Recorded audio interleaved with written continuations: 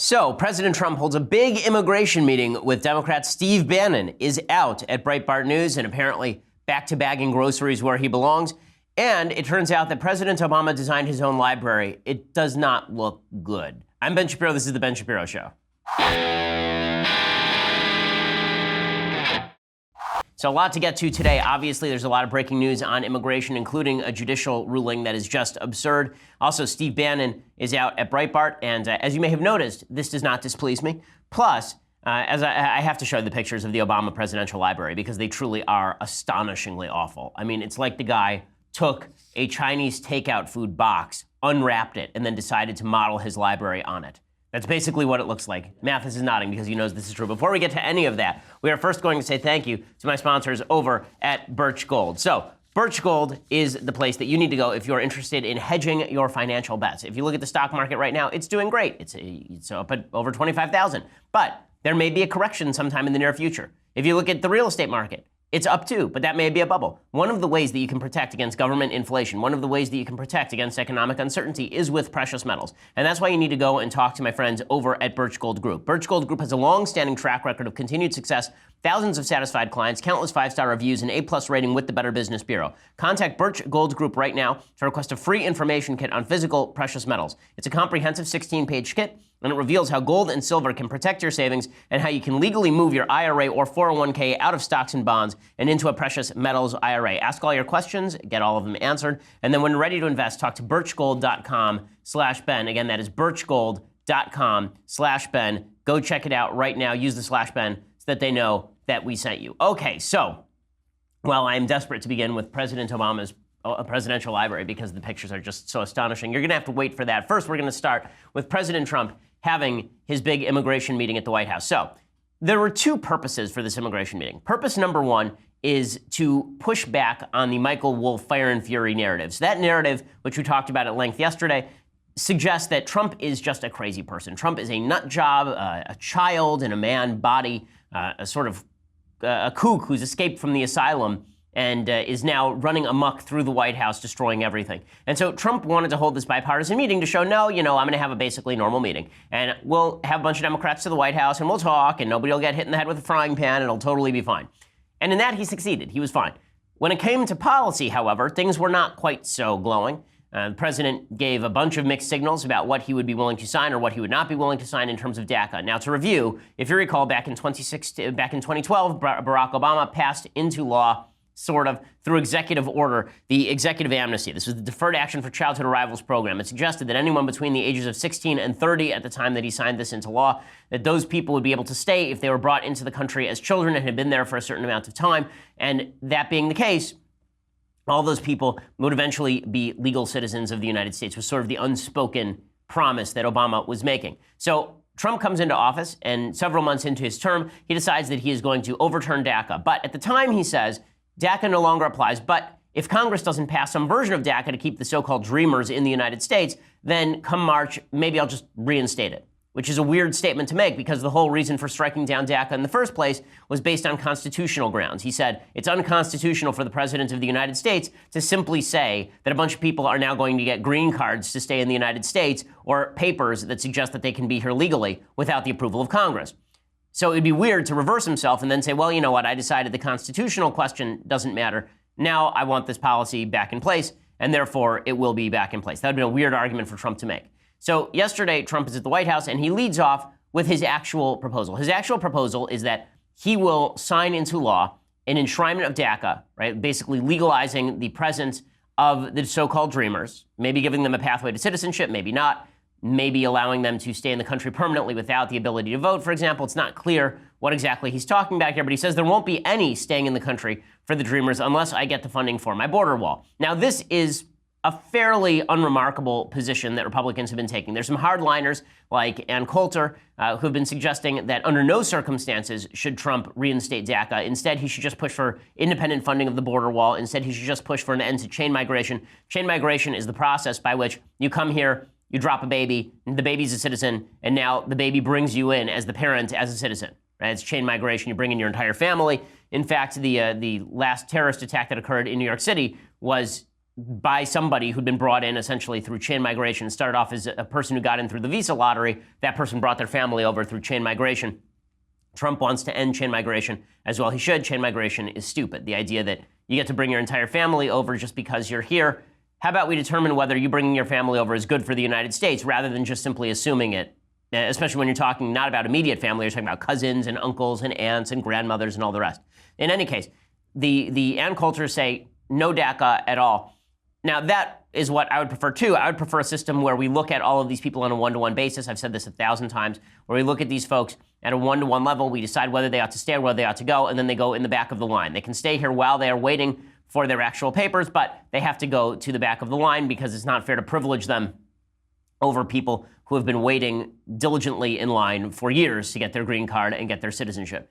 But President Trump thinks differently. He thinks that DACA has to stay. The reason for that is he doesn't want the ugly pictures of ICE coming in and deporting people, just ripping children out of their mother's arms and then putting them on a plane to El Salvador. Right? This is not something that Trump really wants to do, or the opposite, getting rid of it, taking mothers and the baby was born here, so the baby is a citizen, taking the mothers and deporting the mothers and leaving the babies here.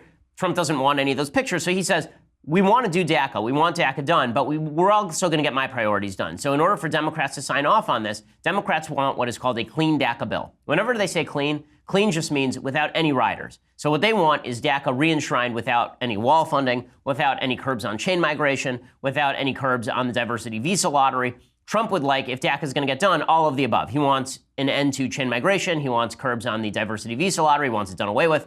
He wants his funding for the border wall. And that's what he said yesterday. And by the way, as I said a couple of days ago, that deal is not a bad deal, right? It's not a terrible deal, right? If he ends up basically retaining status quo with regard to the Dreamers, who, by the way, were never really going to be deported, if he ends up retaining status quo but getting all of his policy priorities, that's a win for the president. He knows it, and that's why that was what his position was yesterday. Here's what he said. Just to clarify, is there any agreement without the wall? No, there wouldn't be. The wall has to be there. You need it. So John, you need the wall. I mean, it's wonderful. I'd love not to build the wall, but you need the wall. And I will tell you this, the ICE officers and the Border Patrol agents, I had them just recently up. They say if you don't have the wall, in certain areas, obviously, that aren't protected by nature, if you don't have the wall, you cannot have security. You just can't have it. It doesn't work. You would not support what Senator Feinstein asked you, which would be a clean DACA bill that doesn't... No, I think a clean DACA bill, to me, is a DACA bill where we take care of the 800,000 people.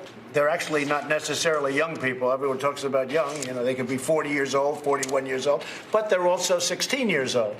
But I think, to me, a clean bill is a bill of DACA. We take care of them, and we also take care of security. That's okay, so important. The reason that he's reshifting at the end there is for a reason that I will show you in just a moment, because the fact is that President Trump doesn't know what clean bill means, and so now he's recapitulating what clean bill means. Now, clean bill is supposed to mean including security, which is not what clean bill means typically. There are a lot of mixed messages in this press conference. Now, does he look like he is in control? Yes, and that's what he wanted, right? So this gives the lie to the idea that Trump doesn't know what he's doing or that he has no capacity to function in this office. This is the problem with Democrats setting the bar so low. When you suggest that somebody legitimately does not have the IQ points to function in a given job, and then the person seems to be functional, then it is a visual rebuke to all of the lines that have been used by Democrats over the past year, a couple of years, about Trump being so crazy that he can't be allowed anywhere near the Oval Office. Here's Trump continuing, but the bigger story, I think, for conservatives is the mixed messages. So Trump, for example, dropped a full-on Jeb Bush line. He suggested that he wanted a bill of love. I remember when Jeb Bush said that trying to legalize illegal immigrants was an act of love, and he was ripped up and down for the privilege, right? One of the people ripping him was Donald Trump. How dare you say act of love? And Jeb sort of retreated into the corner. Well, Donald Trump did exactly the same thing yesterday. He talked about how he wanted a bill of love. Now we're going to have a bill of love. First of all, I don't think that we should have bills of love. I think we should have bills of good policy, just as a general rule. I'll show you what Trump said in just a second. First, I want to say thank you to our sponsors over at Indochino. So, you want to look your best, right? You have a big business meeting coming up, or you have a wedding coming up, or you have a big date coming up, and you want to look as stylish as you possibly can. Well, that's where Indochino comes in. Indochino makes you a made-to-measure suit. It fits better compared to a generic off-the-rack suit. It is made from scratch. They're the largest custom apparel company. They make suits and shirts to your exact measurements for a great fit. Here's how it works. You pick your fabric, you choose your customizations, you submit your measurements, you place your order, and you wait for it to arrive in 3 weeks or less. Or you can go into one of their headquarters in places like Los Angeles. I went into their headquarters in Beverly Hills, and it was a really fun experience to actually get to look at all of the different modifications, and the tailor works with you to figure out exactly how you want it to look. It all looks great. My favorite suit that I own is actually a blue/gray, a light blue/gray three-piece suit with a vest. It is very stylish. It is very colorful, and it definitely draws eyeballs, not just because I'm a deeply handsome human being, but also because the suit is just great looking. You can shop online at Indochino.com or visit any of their showrooms across North America. And right now, my listeners get any premium Indochino suit for just $359 at Indochino.com when you enter Shapiro at checkout. That's $359. Indochino.com when you enter Shapiro at checkout. That's 50% off the regular price for a premium made-to-measure suit. Again, shipping is free. Indochino.com, promo code Shapiro. Any premium suit, $359 plus free shipping, so cheaper than off the rack and better than off the rack, fits better, looks better, has all the modifications you want. Feel like you're James Bond, right? You've got the actual, tailored suit to match your coolness. That's what Indochino is for. Again, it's spelled Indochino.com, Indochino.com, and use promo code Shapiro at checkout for that special deal. Okay, so Trump says that he wants a bill of love. So here's him explaining what he wants from DACA. And again, you'll see that the message is moving around a fair bit here.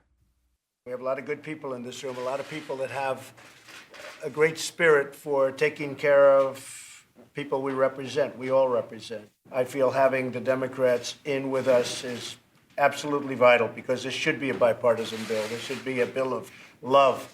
Truly, it should be a bill of love, and we can do that. Oh, the bill of love. And Jeb Bush somewhere just is crying and crying because if only he had been Donald Trump and said bill of love, everything would have been fine. But he said act of love, and Trump ripped him up and down for it. So here is where the confusion sets in. So it looks like Trump has a relatively clear position so far, right? We're going to get DACA, but we're also going to get border wall funding, and we're also going to get the end of chain migration, and we're also going to get the end of the diversity visa lottery. Again, would I prefer that he not do DACA and get all of those things? Sure. If you're going to make a trade, though, that's not a bad trade, right? That's about as good a trade as you're going to get. I was advising a couple of Republican senators last night on this, and I was saying push as hard as you can. The reason I was saying push as hard as you can is because Trump actually is not going to take a leadership role.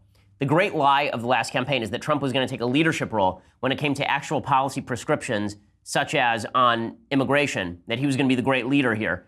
He is not, and he made that pretty clear yesterday. So here is Trump debating with Democrats, and you will see that Trump legitimately does not actually know what he's talking about when it comes to the terminology on DACA. He actually has to be corrected by Representative Kevin McCarthy, the House Majority Whip, on his position, because for a moment here, he actually signals support for the Democratic position that DACA should be passed without any sort of strings attached. So here's Dianne Feinstein saying something and then her being absolutely stunned when Trump agrees with her.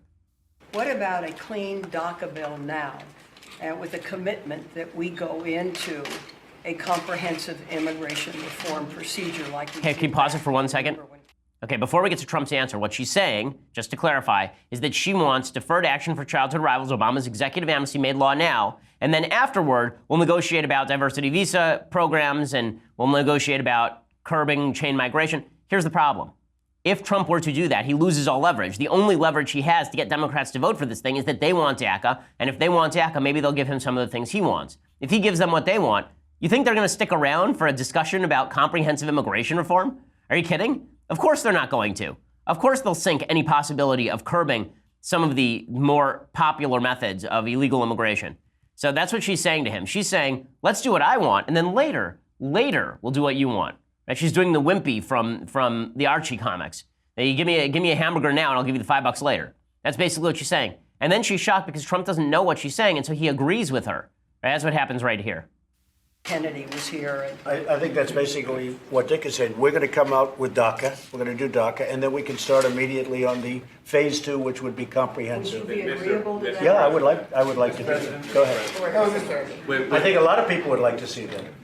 But I think we have to do DACA first. Mr. President, you need, when we talk about just DACA, we don't want to be back here 2 years later. You have to have security, as the secretary would tell you. But I think that's what she's saying. I think she's saying something different. Okay, you can see Kevin McCarthy steps in and goes, Mr. President, no. You're totally wrong about this. So this is the problem with the idea that Trump is going to lead the way on this, because Trump legitimately doesn't know what he's talking about. And so he has to have Kevin McCarthy. Kevin McCarthy is no hawk on immigration, by the way. Right? Kevin McCarthy is from California. He is not an immigration hawk. And he has to step in and inform the president this is not how negotiations work. And then Trump basically starts giving away the store. So this is the problem with the meeting. Mr. President, just please pipe down, let Congress do its work, sign what comes across your desk. You can hear when Trump starts to negotiate, his opening negotiation position for a guy who's supposed to be this master negotiator, his opening negotiation position is, let me give you everything you want. That was also his opening negotiation position, if you recall, on the budget, where he told the Democrats, here, have everything you want. And he stunned Paul Ryan and he stunned Mitch McConnell, and both of them walked out of Trump's office going, what the hell just happened? That's what happened yesterday, too, on immigration, briefly. Now, Trump, I think, is going to back down now and let Congress do its work, but you can see why Republicans are a little bit discomfited with the idea that Captain Immigration Hawk over here is giving away the entire store, right? Halfway through this meeting, Trump actually says we don't need a wall. That's what he campaigned on, guys, right? Build the wall, build the wall. And then he says at the White House, build the fence in parts of the border that aren't covered by water or mountains, which doesn't have quite the same ring to it. Here's the president. I had the big meeting with ICE last week. I had a big meeting with the Border Patrol agents last week. Nobody knows it better than them. As an example on the wall, they say, sir, we desperately need the wall. And we don't need a 2,000-mile wall. We don't need a wall where you have rivers and mountains and everything else protecting. But we do need a wall for a fairly good portion. Okay, so this is a change from what he said during the campaign, because people were saying to him exactly this, and he was saying, no. It's because you're a wimp. It's because you're a wimp that you don't want to build a wall along the entirety of the border. And now he's saying what everybody else was saying, which is you can have a wall in places. You don't have to have a wall in places. And then it gets worse. Then he says, listen, you guys, let's be real about this. I'll sign anything.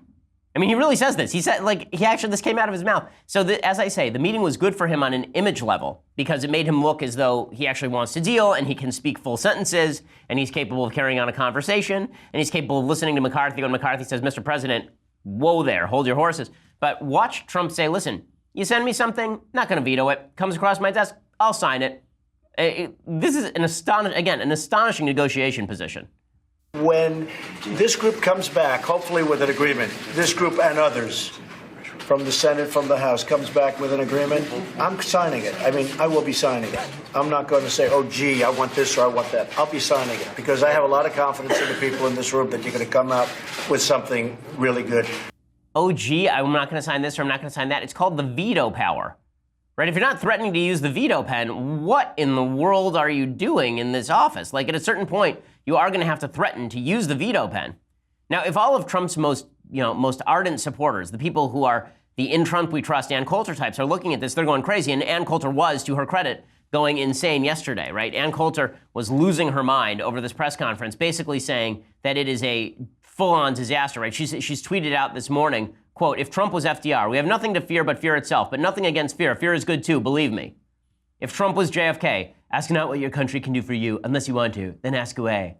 If Trump was Reagan, Mr. Gorbachev, tear down this wall or leave it up. Your call, I'm good either way. If Trump was Paul Revere, this is all from Ann Coulter. She wrote a book called In Trump We Trust, right? Not God, in Trump. Well, apparently that trust has been betrayed, according to Coulter. She says, if Trump was Paul Revere, the British, who are some of my best friends, they're coming and going, and it's all very exciting.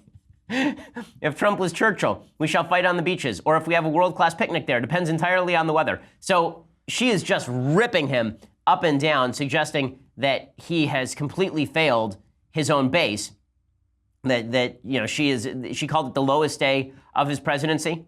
She says, as he considers the utility of walls and promises, Trump should consider that never Trump was toothless, but former Trump will bite.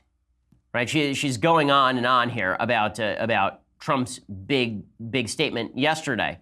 Mickey Cow said, Democrats and Republicans struck notes of cautious optimism after the meeting, with both sides seeming to agree that the wall and border security are interchangeable terms. Same sellout strategy. Right? So there are a lot of people who are very, very critical of Trump here from his right, and Trump, should notice that. Now, in reality, is Trump going to be the one who's defining policy? He is not going to be the one defining policy. And Trump basically just throws things out there. let's be frank about this. Every time Trump talks, he's throwing crap against the wall. That's just his strategy, typically, is throwing crap against the wall. So yesterday, in the middle of the meeting, he just throws out there, what if we brought back earmarks? So if you recall, a few years ago, Congress banned earmarks. Earmarks are the process by which you add pork to bills.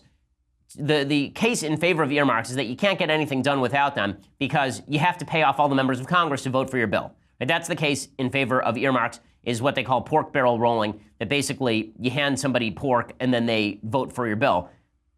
That was banned because people said, why are we wasting all this money on the Robert Byrd Memorial Highway in West Virginia in order to pass a defense bill? That makes no sense. Trump says, why don't we bring back the earmarks? And you can see members of Congress are like, wait, what did he just say? The other Republicans are saying, wait, you came here to drain the swamp and now you're talking about earmarks? Really? The old earmark system, how there was a great friendliness when you had earmarks. But of course, they had other problems with earmarks. But maybe all of you should start thinking about going back to a form of earmarks, because this system, no,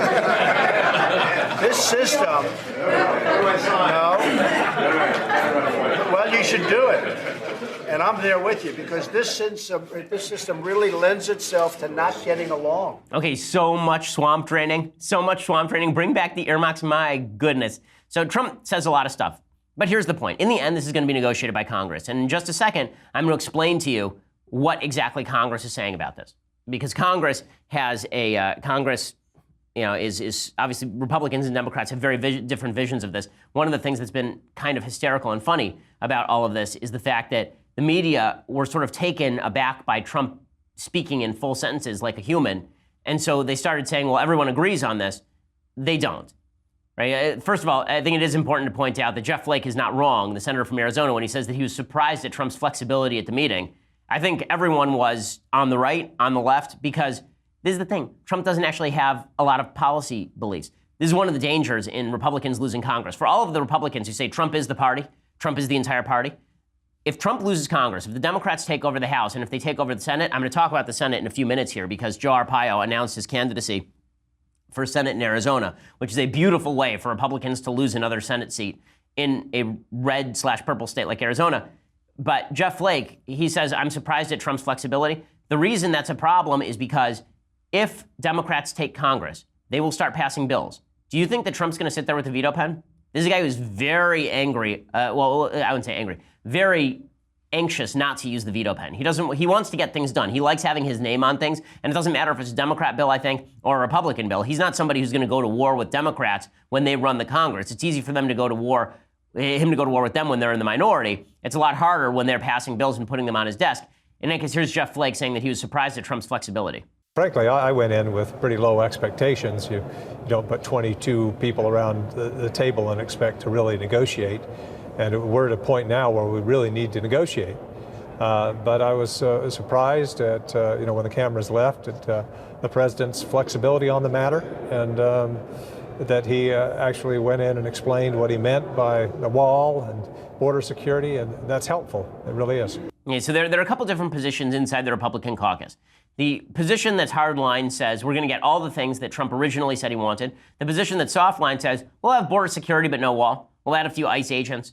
We'll maybe curb the diversity visa lottery, but we're not going to make any big changes. That's how it's going to get hashed out. Okay, just so you know, that's how it's going to get hashed out. It's going to be hashed out. What can you get to 51 with? And it may be something weak. It may be something very weak, because there are a lot of weak Republicans in the Senate. And Martha McSally, who's currently running for, she announced yesterday, she's a House member, that she's going to be running for the Senate seat in Arizona to fill Jeff Flake's seat, actually. She says, listen, we're not going to give them DACA in return for nothing. We're going to have to get something out of this. We've been working on this tirelessly for the last 4 months together, and we expect to be dropping it as early as tomorrow. And we believe, again, if you look at, on the one side, you see the Democrats are asking for the DREAM Act or nothing. That's a non-starter. I think most Republicans are willing to have the conversation about DACA recipients, but we've got to make sure that we secure our border and that we don't end up in a situation where we have 800,000 more DACA recipients in 1, 2, 5 years from now. So right. These are very reasonable requests that are going to be in our bill that are addressing public safety issues like sanctuary cities, strong border security, also the chain migration visa lottery, and some tweaks to asylum reform, unaccompanied minor reform. Those types of things are going to be in our bill. And this is, again, us showing that we're willing to be reasonable and address this issue, but we've got to address the root causes as to why we have this issue in the first place. Okay, this is why we need people like McSally actually there. This is why it's important that Republicans not lose seats. And this is why this story about Arpaio running for Senate in Arizona, McSally could be your senator. She has voted 100% of the time with Trump. Not 95%, not 99%, 100% of the time she has voted with Trump. Now, I want to make something clear. Yesterday, I was wrong, and I want to apologize to Kelly Ward. I had suggested that she believed in chemtrails or some such nonsense. That was a rumor that was put out by the McConnell camp. It is not true. She was asked about it at some town hall, and she sort of gave credence to the question mildly, but that's not the case. Kelly Ward has some other problems with her candidacy. That is not one of them. But Arpaio jumping into the race in Arizona makes it likely that Republicans lose this seat. Okay, right now, Arpaio jumped in, and the polls are now showing that Arpaio is running neck and neck with McSally and Ward. So before, Ward was defeating McSally by some huge number. She was up on McSally by 20% or something. Now it's McSally at 31%, Arpaio at 29%, Ward at 25%. McSally's not a moderate. Okay, McSally has pushed a lot of legislation with Democratic co-sponsors, but none of it has been particularly left, for example. And she's very pro-life. Yeah, again, she's voted 96% of the time with the Republican Party and 100% of the time with President Trump. Her drawback in the primaries is that she was not an ardent supporter of Trump in the 2016 election. She's a retired Air Force colonel who recently joined the House in 2015. She's hawkish on foreign policy. So Arpaio, by contrast, is just toxic. Okay, he's 85 years old. He was pardoned by President Trump. He was about to go to prison for ignoring a court order to stop racially profiling. Even if you think that sentence was unjust, there are a lot of other problems with Arpaio's candidacy. His office, the Maricopa County Sheriff's Office, failed to investigate hundreds of sex crimes, including child molestations. They had journalists arrested, and then they had to pay out millions of dollars in reparations to those journalists. He tried to charge political opponents, apparently. His department, at one point, burned down a house in search for illegal weapons that weren't found, and killed a dog in the process, and then apparently charged the owner of the home with traffic violations to try and justify it in backwards fashion. They wasted hundreds of millions of dollars in various ways. There's a reason that Arpaio, during the last election cycle in 2016, actually lost his sheriff's race by something like 10 points in the same election where Trump won the state by 3. And also, Arpaio happens to be a birther. Okay, so there are a lot of drawbacks to Joe Arpaio. He's currently running neck and neck with Kelly Ward and Martha McSally. The big problem here, the biggest problem here, is that when you look at Ward, who has suggested that John McCain was, quote unquote, directly responsible for the rise of ISIS, and suggested that after McCain was diagnosed with cancer, he should have stepped down in her favor. She does support Trump. She was very supportive of Trump. She was a Steve Bannon project until his career imploded, which we'll talk about in a few minutes. She ran against McCain in a primary in 2016. She lost by 11. The biggest problem for her, Kelly Ward, is that last month, a poll showed her losing to Kristen Sinema, who is the Democrat in the state of Arizona, by 7 points. So Republicans could lose another Senate seat. They lose one more Senate seat, and it's a 50-50 Senate, okay? And Mike Pence becomes the tiebreaker. And it's unlikely that Republicans don't lose at least one more Senate seat in the upcoming election, given the numbers right now. So figuring all of this, you would figure that McSally would be running away. But it's McSally 31, Arpaio 29, Ward 25. So basically, it's a three-way dead heat. Did Republicans learn nothing from Roy Moore? Did they learn nothing from the Roy Moore debacle? This is one of my big problems with how people perceive politics right now, and particularly with Arpaio, less about Ward, who's actually a state legislator, but certainly with Arpaio, is that when you substitute attitude for any level of political acumen or knowledge, when you substitute attitude for policy, you're going to end up with some of the worst people for the office. There's this weird feeling that's now cropped up in the Republican Party, and it was true for Trump. Maybe it'll work out for Trump. Maybe it works out sometimes.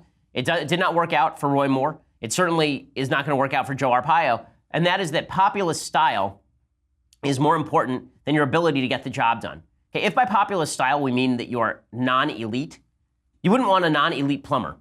You wouldn't want a non-elite basketball player on your team. I don't know why you would want a non-elite politician just because it makes you feel like he's one of us. Hey, he's one of us is less of an important descriptor than it is an actual counterproductive message to put forward about your legislators. So be a big mistake, I think, for Arpaio, especially because Democrats are going to be intransigent. Okay, let's get to the Democrats here. So Democrats are saying openly that they are not basically going to negotiate here, that all of this yesterday was a fraud. Here is Chuck Schumer. He says, listen, we don't need a border wall. We're not going to do a border wall. It's not happening. To take away the things that are needed to protect the border for a symbolic and ineffective political gesture, there's nothing to this but politics. President Trump is fighting for an empty symbol rather than smart policy that will actually produce better security at our borders. Okay, so there's Schumer saying there won't be any negotiation. Mark Warner is saying that the Democrat from West Virginia, he says that dreamers are integral to our country and that we therefore cannot even consider anything except for a clean DACA bill. Andrea, for a long time, we've said as part of major immigration reform or even part of giving this immediate relief to these dreamers, 97% of them, by the way, who are either working in school or serving in the military. They are integral to our country. But that we would be open to some level of enhanced border security. Okay, but they're really not open to any level of enhanced border security. They're going to hold Trump's feet to the fire and force him to back down in March. Pat Buchanan said this yesterday. I think that is basically correct. Okay, well, I do want to talk about Steve Bannon being out of Breitbart, what that means in just a second. But for that, you're going to have to go over to dailywire.com and subscribe. For just $9.99 a month, you can get your subscription to dailywire.com. When you do, you get the rest of this show live. You get the rest of Michael Knowles' show live, the rest of Andrew Klavan's show live. You get to be part of our mailbag. You're going to get discounts at the soon-to-launch Shapiro store. Plus, you get to be part of the conversation. So Andrew Klavan next week on January 16th is going to be doing the conversation.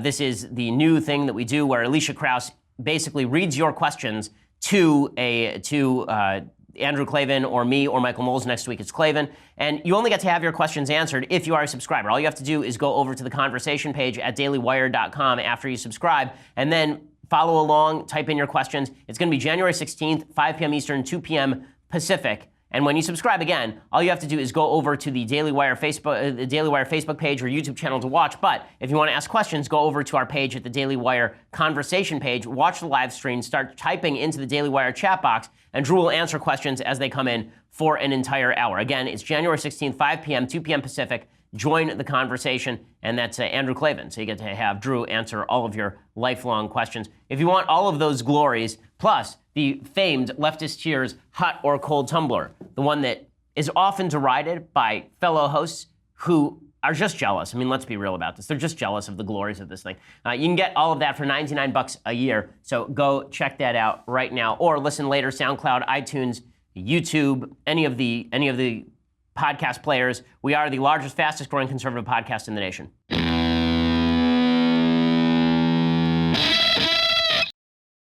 So I do think that there is a little bit of a danger here with regard to people getting too excited about that meeting yesterday with Trump, not just because he botched the policy, but also because if you're hoping that the media are going to lay off of him because he had a bipartisan meeting, you got another thing coming. What they're going to do is they're going to praise him for his bipartisanship up till the point where he goes back to the original policy he was espousing, at which point they're going to rip him up. And you'll see this in this sort of jab and punch pairing from CNN. So here's Dana Bash on CNN praising Trump's meeting yesterday at the White House, saying this is what we'd all hoped that Trump's presidency could be.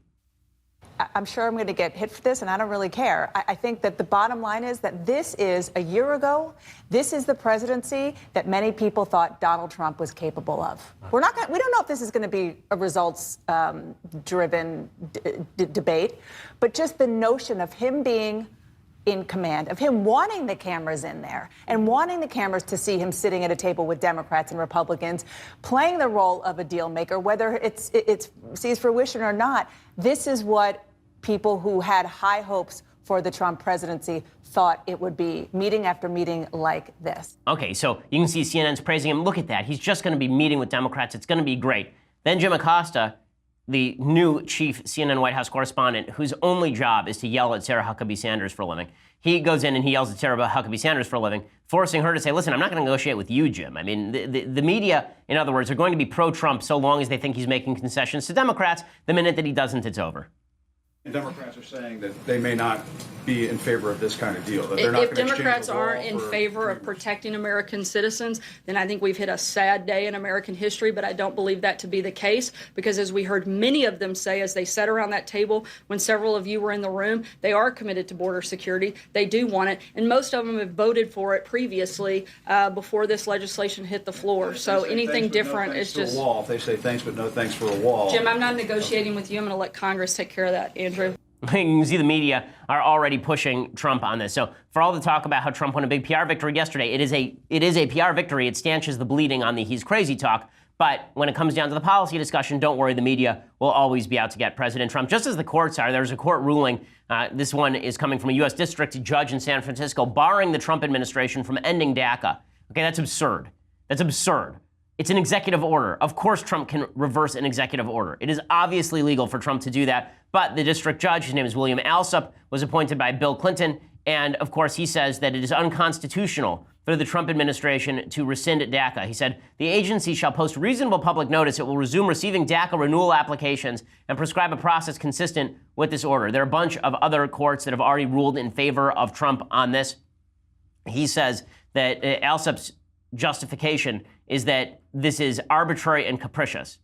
Right? He says that the federal government can't just renege on all of this, but it's just silly. Okay, the judicial system is now a tool of the left in cases like this, and it is obvious that if a single federal judge can halt an entire federal program based on that judge being terrible at his job, then we do have a constitutional separation of powers question that must be rectified. I've always suggested that judicial review is not a power that should be given to federal district court judges at the very least. I mean, it's absurd that the president of the United States enacts a fully constitutional policy and some judge appointed by Bill Clinton says, no, you know what, we're going to go no on that.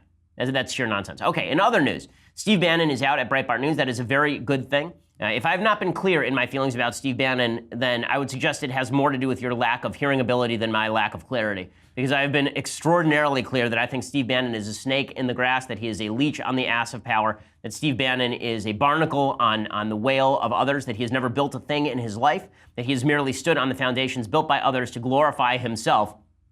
Bannon was finally fired yesterday. Rebecca Mercer apparently was the one responsible for capping Bannon and putting him out of work. He will now be occupying a cubicle at your local Salvation Army where he can get those clothes that he wears for free, and he can hang out with those who dress like he does. In any case, Bannon being out, I love this story, that he is now going to be getting foreign funding to lobby for trade with China, or lobby on trade with China, which should just be really entertaining. I'll be entertained to see where Bannon goes next. It is a good moment for Andrew Breitbart. This was not Breitbart.com, it was Bannon.com. The great tragedy in all of this is that Andrew Breitbart's memory was smeared by Steve Bannon turning this site into something it was not. I wanted to play a clip of Andrew Breitbart. So I've never done this before because I really hesitate to speak for dead friends. I was close friends with Andrew Breitbart. Andrew was one of the kindest and one of the most garrulous people that I knew. There are a lot of people who met Andrew and felt like they knew him really well, and that's because they did. The thing about Andrew that was so unique as a human being is that I knew Andrew from the time I was 26 from the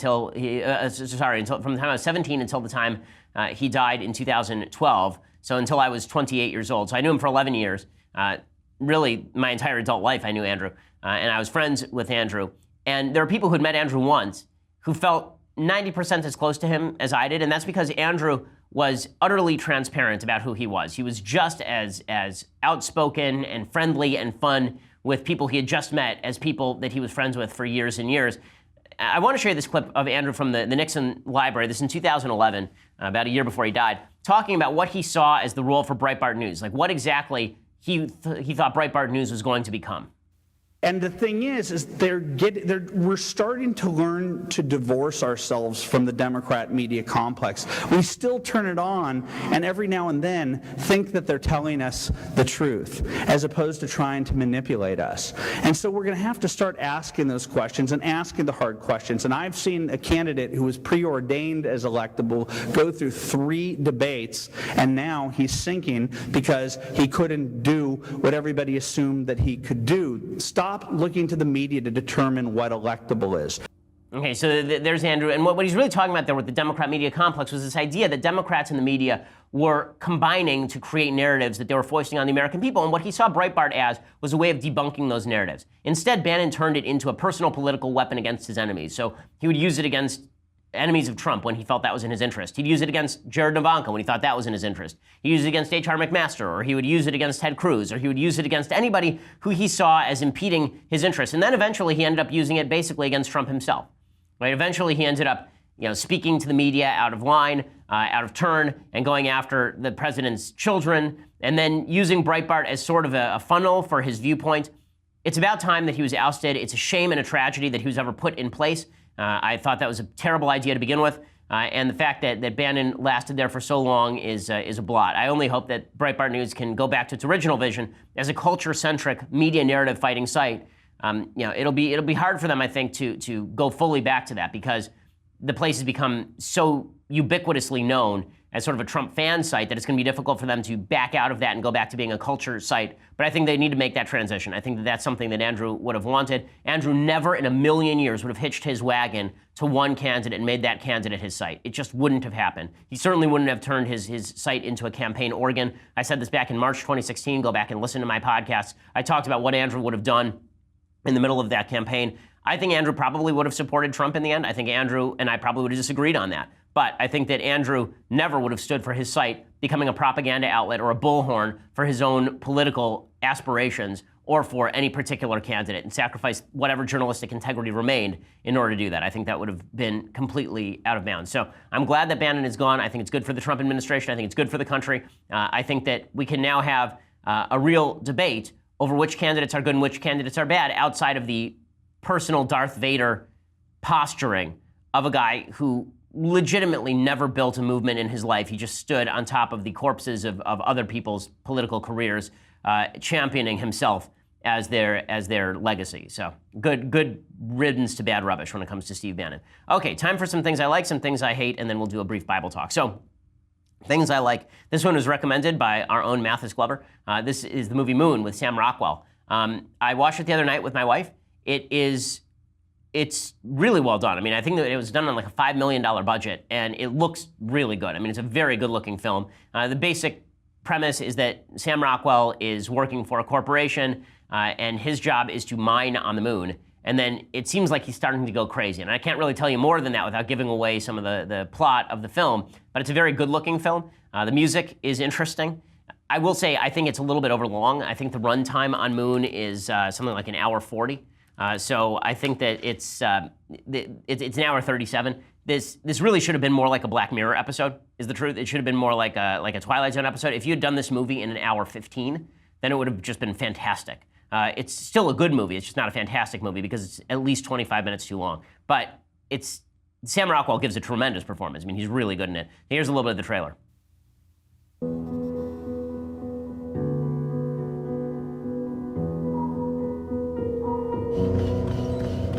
Sam Bell reporting to Central. Everything running smoothly. Over and out. Rock and roll. God bless America.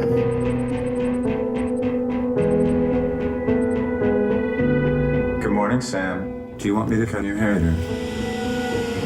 Lunar Industries remains the #1 provider of clean energy worldwide due to the hard work of people like you. That it's a nice to know. 3 years is a long haul, you know. I know you're really lonely up there, but I'm proud of you. 2 weeks to go, Sam. 2 weeks to go, buddy. I'm going home. Looks like we got a live one. I'm gonna go out. Okay, Sam. I'm going to stop it there because in the next 5 seconds of the trailer is a bit of a spoiler. So it is a movie that is worth the watch. It's a good, creepy film. Okay, other things that I like. So Trump did comment yesterday on Oprah Winfrey's possible candidacy. This is the thing that I think everybody likes about Trump is that the guy certainly has no problem speaking out clearly on what he thinks of himself and his qualities. Here he is going after Oprah Winfrey yesterday. Yeah, Albedo, Oprah would be a lot of fun. I know her very well. You know, I did one of her last shows. She had Donald Trump, this is before politics, her last week. And she had Donald Trump, and my family was very nice. No, I like Oprah. I don't think she's going to run. I don't think she's going to run. I love the gleam in his eye when he says this. I mean, if there's ever a person who has never lacked for ego, Donald Trump is that person. So you got to love that a little bit. Okay, time for a couple of things that I hate.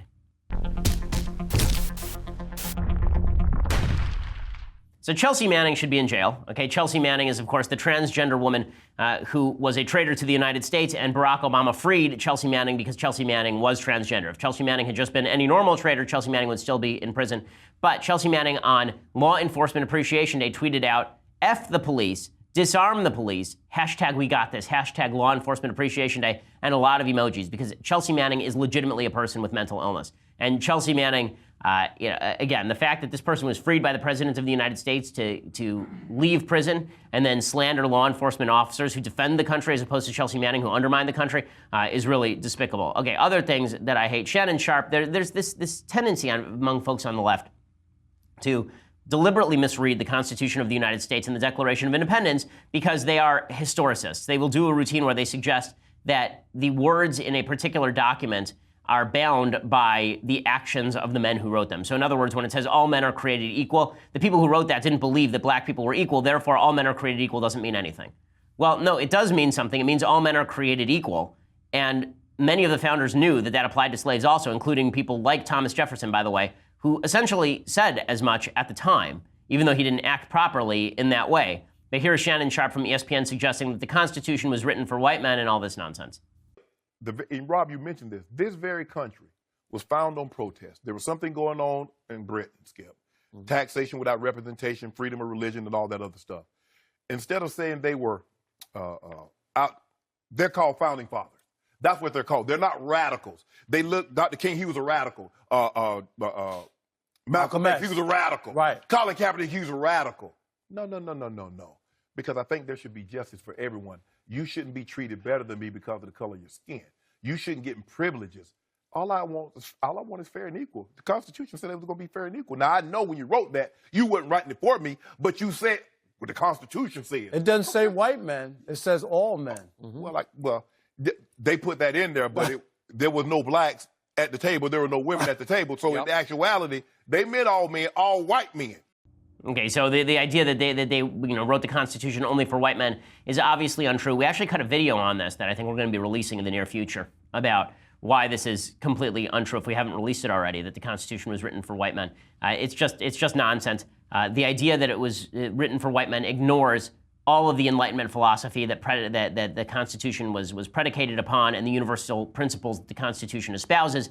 Just because you are unable to meet your own standards does not mean that the standards don't exist. The Constitution was not just written for white people. And there are great black leaders like Martin Luther King, like Frederick Douglass, like Booker T. Washington, who would have agreed with me, not with Shannon Sharpe.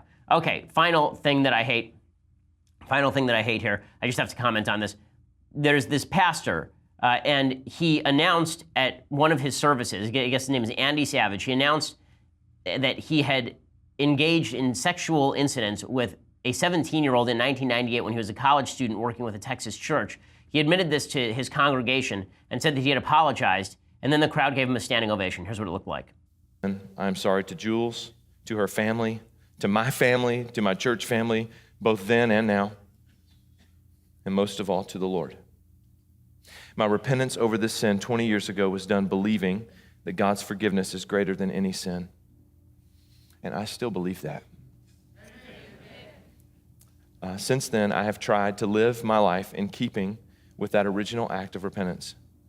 For any painful memories or fresh wounds this has created for anyone, I am sorry. And I humbly ask for your forgiveness. I love you all very much. There's a 20-second ovation for that. Okay, that is completely inappropriate. You should not be given an ovation for making a public confession. Okay, the purpose of doing repentance is not for other people to forgive you unless you received forgiveness from the person themselves. And apparently this guy did not get forgiveness from the girl. Apparently Miss Woodson said, quote, "It's disgusting," she told the New York Times. She said that Savage forced her to perform certain acts upon him. And he said that he thought that the matter had been dealt with. Woodson said that that was not true. She had not brought it to law enforcement. In any case, there is this tendency that we have where we'll say, well, we'll forgive somebody, right? We'll forgive somebody. You see this with politicians all the time. Democrats say, well, I forgive Al Franken. And you'll see people say, well, I forgive Donald Trump if they're on the right side, or I forgive Roy Moore. Or if they committed an act of repentance, then we say, well, we forgive them. It is not up to you to forgive a sin committed by somebody against someone who is not you. That's not your job. That's between that person and God and the other person. In Jewish philosophy, right before Yom Kippur, you're supposed to go around asking everybody for forgiveness. But the idea is that God is not really going to forgive you unless you actually ask the person that you have wronged for forgiveness. And you have to ask them for forgiveness at least 3 times before God has any say in the matter. Just from a religious perspective, the idea of giving somebody a standing ovation for confessing a sin in front of an entire congregation, a sin against another human being, I find that disreputable. I find it disreputable, and I don't think religious people should be cheering anybody who committed a sin against another human being and then confessed it in front of a third party. You're the third party. You do not have the capacity to do this, okay? It's one of my pet peeves, actually, that there are people who will say things like, well, why don't the Jews just forgive the Nazis for the Holocaust, right? If they were just a little more forgiving. It's like, it's not your job to forgive, okay? It's not your job to forgive. You can say that you think it's good that this guy repented. I think it's good that he repented too.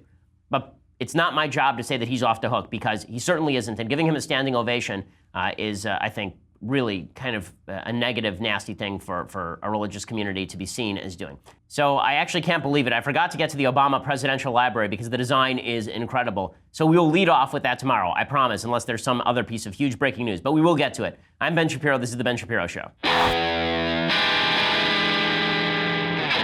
The Ben Shapiro Show is produced by Mathis Glover, executive producer Jeremy Boring, senior producer Jonathan Hay. Our technical producer is Austin Stevens, edited by Alex Zingaro. Audio is mixed by Mike Coromina. Hair and makeup is by Jesua Olvera. The Ben Shapiro Show is a Daily Wire Forward Publishing production. Copyright Forward Publishing 2018.